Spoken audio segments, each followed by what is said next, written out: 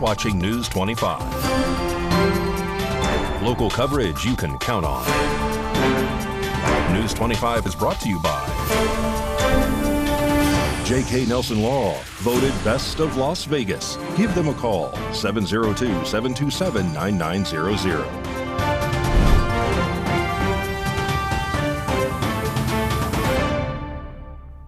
Thank you for joining us here on News 25 and Ace Country Radio and streaming at KPVM.TV and now on Roku devices on this Wednesday, October 16th. Good evening. I'm Chris Palermo, and here's what's happening. This week, a change has been made in the Robert Tellis case, raising his minimum sentence from 20 years to 28 years, and Rory Rosell has this story. Continuing our coverage on the sentencing of Robert Tellis, the former Democratic official has received at least 28 years in Nevada State Prison for the murder of investigative journalist Jeff German. The judge increased Tellis's minimum sentence from initially 20 years to life by applying enhancements for the use of deadly weapons and the victim's age. Tellis, age 47, was found guilty of first-degree murder for killing Jeff German in September of 2022, allegedly in retaliation for articles that criticized his conduct and exposed a romantic relationship with a coworker. Despite compelling evidence, including DNA found beneath German's fingernails, Tellis maintained his innocence throughout the trial. He was arrested shortly after the murder and subsequently removed from his elected position. Evidence presented during the trial included security footage of a man near the crime scene and a maroon SUV found at Tellis's home. Nearly 12 hours of deliberation, the jury reached their verdict. German, age 69, was a well-respected journalist who covered crime and corruption in Las Vegas for 4 decades. Following the sentencing, Tellis's defense attorney requested leniency and the court immediately decided on the maximum sentence. Tellis will be eligible for parole when he is around 73 years old. This case underscores the risks that journalists face, as German was not the only journalist killed in the U.S. in 2022, according to the Committee to Protect Journalists. And recently here in the United States, a listeria outbreak has reached dozens of different stores and foods, and News 25 has the details. In a significant health alert, Bruce Pack, a food processing establishment in Oklahoma, has announced a recall nearly of 10 million pounds of ready-to-eat meat and poultry products due to potential contamination with Listeria. The U.S. Department of Agriculture's Food Safety and Inspection Service made the announcement, noting that the affected products were produced between June 19th and October 8th of 2024. The recalled items, which have establishment numbers 51205 or P51205, located under the USDA mark of inspection, were distributed nationwide to various restaurants and institutions. The issue was discovered following routine testing by FSIS, which confirmed the presence of Listeria in some finished products. Products were sold at numerous chains including 7-Eleven, Trader Joe's, Wegmans, Walmart, Target, Kroger, Meijer, H-E-B, and more. The recall covers numerous items sold under popular brands such as Dole, Marketside, Atkins, Great Value, Good and Gather, Fresh Express, and others. Listeria can cause serious health risks, particularly for older adults, individuals with weakened immune systems, and pregnant women. Symptoms may include fever, muscle aches, and gastrointestinal issues. And in severe cases, it can even lead to life-threatening infections. The FSIS is urging restaurants and institutions to immediately halt the use of these products and advises consumers to check their refrigerator and freezers for any affected items. Recalled products should be discarded and returned to the place of purchase. The agency will conduct follow-up checks to ensure that Bruce Pack effectively notifies its customers about the recall. More information, including a list of affected products, will be made available as the situation develops. More news now. A severe shortage of treatment facilities for mentally ill inmates in Nevada have resulted in prolonged wait times and tragic outcomes. Ava Parducci has more.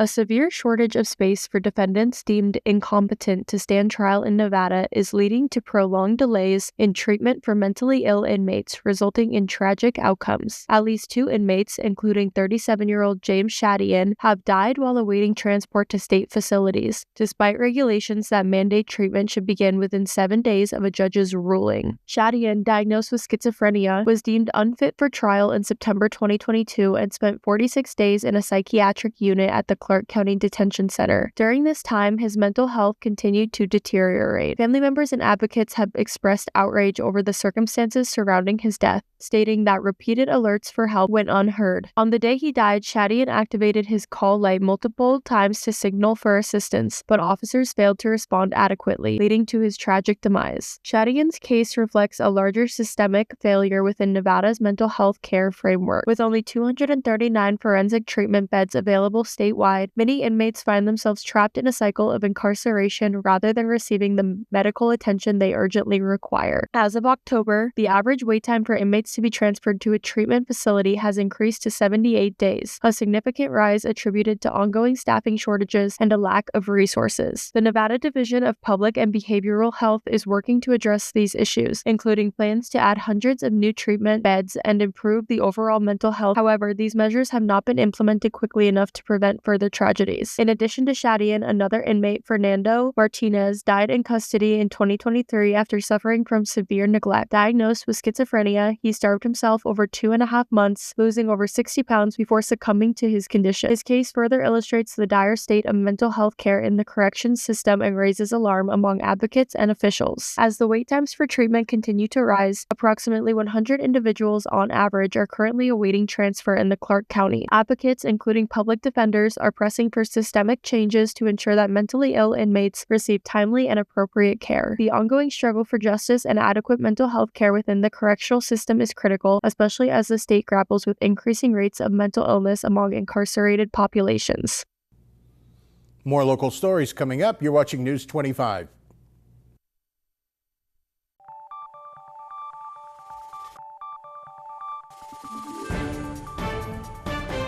You're watching News 25. Local coverage you can count on. And welcome back to News 25. I'm Chris Palermo. A GoFundMe account has been set up to support the family of Jim Uyghur, a motorcyclist who tragically lost his life in a recent accident here in Pahrump. Uyghur was involved in a collision with a commercial vehicle on Mance Road just before 6 p.m. on Friday, October 11th, as reported by Pahrump Valley Fire and Rescue Services Chief Scott Lewis. The GoFundMe campaign, created by Christina Towles, highlights Uyghur's role as a beloved son, father, and grandfather, emphasizing the joy and love he brought to the lives of those around him. The family expressed their gratitude for the outpouring of support during this difficult time, noting that Uyghur will be deeply missed by all who knew him. And more news now as sizzling Las Vegas continues to grow. One female locally owned business popped up in the most electrifying way. Our News 25 team was invited to experience all that Ice Mash has to offer. Let's see how Anthony, Samantha, and Maria did it at Ice Mash. We're at Clark County's newly opened Ice Mash, where you can get your feelings out in a proactive way. Tell us about this locally owned business and what motivated you to get started here. Here at Ice Mash Las Vegas, we offer a variety of activities. We offer arcade rooms, backlight paint spatter, and axe throwing. It is a safe outlet for our community to relieve stress and have fun all at the same time. We are a family-owned and operated business. It's me, my mom, and my sister, so all women in here. And we just feel honored to be able to provide this for our community to have some fun and do something different. It's something great for the whole family. Our paint room starts at ages 3 and up. Rage rooms are 8 and up, and axe throwing is 14 and up.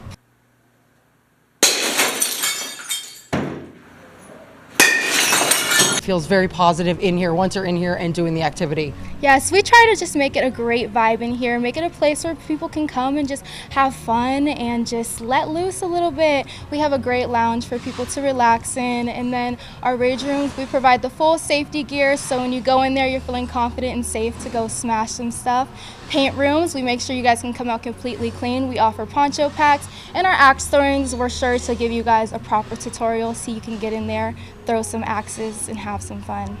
Yeah! Here at Ice Mash, we attract a diverse crowd. We're great for things like corporate events, birthday parties, divorce party, or it's even just a great alternative to your typical night here in the city. Nice. Sin City's Ice Smash, why should we all come here? Have a good time. Why not? Blow off some steam. Just enjoy yourself. Bring the whole family, bring the friends, date night, everything. You're welcome to come here to Ice Smash Las Vegas. KPVM television doing it for Pahrump in Las Vegas. Yeah! Well, I saw some fellow employees there, and I think next time when I'm walking in the hallway, I might want to get out of the way. More news now. This weekend is National Drug Take Back Day, and the Nye County Sheriff's Office and Nye Communities Coalition are partnering together to assist the community.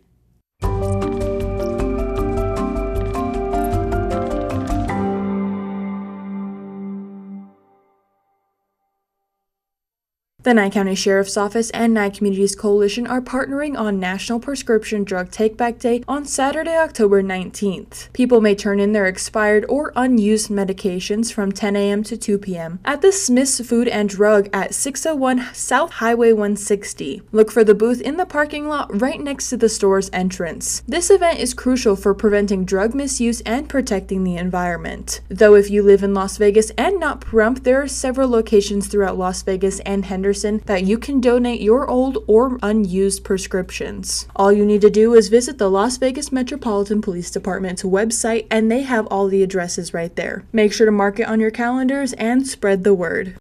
And some very important reminders right here. Polls will open for early voting in Pahrump and Tonopah on Saturday, October 19th, with designated locations and hours outlined for residents, including additional opportunities at senior centers and a one-day voting event in Duckwater.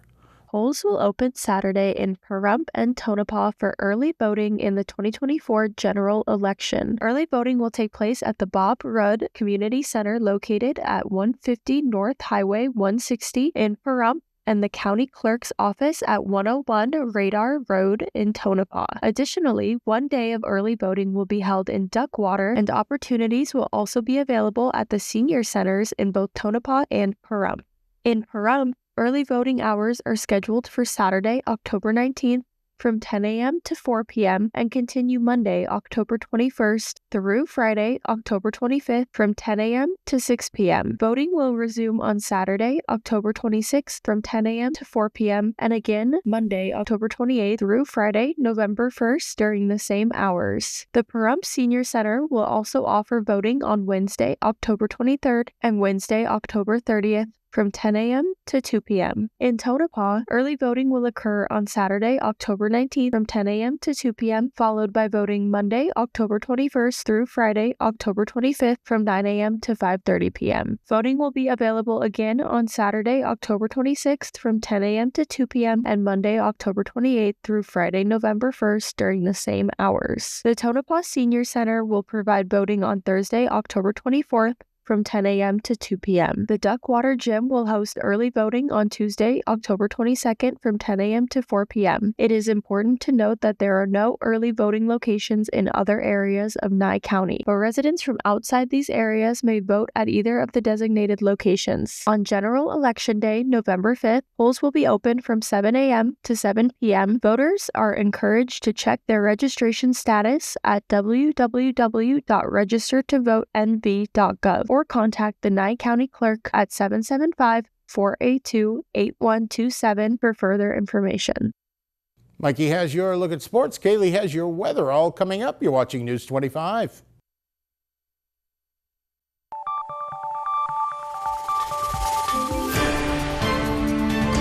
You're watching News 25. Local coverage you can count on. News 25 is brought to you by Mountain West Lawyers, Injury Attorneys, 727-9500.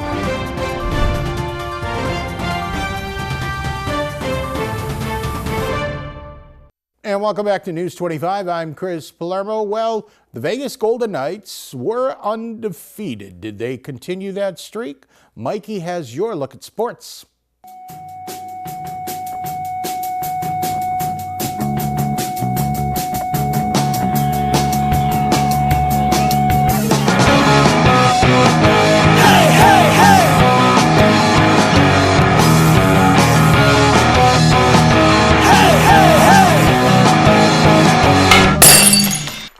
Time now for your News 25 look at sports and streaming at KPVM.TV and now on Roku devices.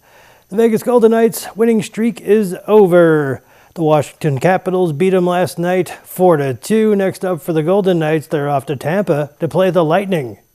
UNLV says more seats and parking options are available for the Rebels' home game against Boise State later this month. Nearly 3,900 additional seats in the 200-level North End Zone are now available for purchase for the Friday, October 25th matchup, according to the university. These seats provide access to the Torch Terrace and start at $38 per person. The Las Vegas Raiders are in Los Angeles this Sunday to take on the Rams. Pahrump Valley Trojan boys soccer, they're at Doral Red Rock. Both of those games are in progress, JV and varsity. And that's your look at sports on News 25. News 25 Weather Cam is brought to you by Lerner and Rowe Injury Attorney's Office in Pahrump. In a wreck, need a check? Call 702-877-1500. That's the world-famous Lerner and Rowe weather cam. You're looking at Mount Charleston right outside the studios here in Pahrump. Now, we are in for some demonstrably different weather. A freeze watch in effect starting Thursday night. Complete forecast in a bit.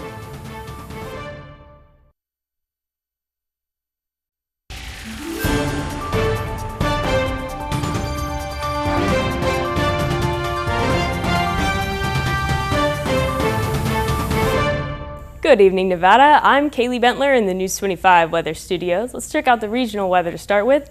Up in Fernley, we saw 67, Fallon at 72, Carson City 63, Tonopah 74, Goldfield at 76, Beatty at 85, Amargosa 91, Las Vegas 89, and Death Valley at 100. But over in the paradise of Pahrump, we're partly cloudy at 85 degrees. We saw a high of 88. Winds in the south 15 miles per hour, humidity 14%, and the sun rose at 6:52, but will set this evening at 6:05. Expect humidity at 30%, winds southeast 12 miles per hour with a low of 56, and those clouds still hanging around. As for the rest of the week, tomorrow we're seeing sunshine at 81 degrees, and those winds are still a factor. They become more of a factor on Friday, 26 mile an hour winds. Hold on to your hats. At 69 degrees, but the sun is shining. Over the weekend, the winds chill out and the sun is still out. 75 and 77. Come Monday, clouds rolling in, 81, and then sun back out. Tuesday, Wednesday, clouds are coming back in at 86 degrees. The temperatures are crawling back up. And that's your look at the weather. Back to the desk, here's Chris. Thank you very much, Kaylee. Now that looks more seasonable, and if you've been wishing for the pumpkin spice weather, well, it's a dream come true. That'll just about do it for all of us here tonight, News 25. I'm Chris Palermo. Make it a great night.